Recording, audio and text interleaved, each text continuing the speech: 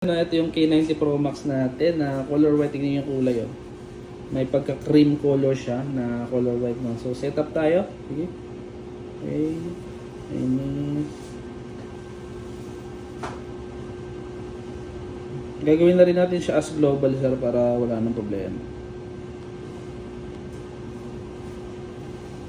Tapos delete na rin natin yung mga Chinese apps na di naman kailangan. Kahit ako naka-China ROM din eh. Actually, ang base experience ko sa China ROM, mas malakas ang sagot niya na signal compare sa global. Ayan o. Ganito yung UI niya pag ganito yung kulay ng napili niya sa K90 Pro Max. Then, install tayo ng Play Store. Kung natin gagawin is, download tayo, connect natin sa Wi-Fi. And then, dito sa settings, search nyo lang Google. Ayan, basic Google, on nyo lang siya. And then, after nun, is punta tayo sa get apps, then agree, okay, then search nyo lang ay Play Store or Google, pares lang din yan. Ayan na siya. So update lang natin siya. So habang nag-update tayo is delete na natin yung mga Chinese apps no? So papakita ko rin sa inyo kung gaano ka capability yung camera din nito, hindi kayo mapapaya. Hindi lang naman chipset ang binayaran dito, pati yung camera, yung battery, all around talaga.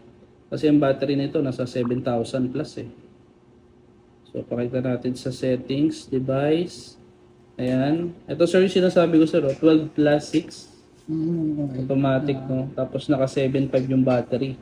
Snapdragon 8 Elite Gen 5. Sa ibang brand mahal yan. Around 50 or 60 no. Yung 17 Pro tsaka Pro Max, Snapdragon 8 Elite Gen 5 din yun eh. Kaya sobrang sulit ka rito pag hinahabol mo yung chipset. Tapos yung sa camera nito, up to 100 times no. Okay.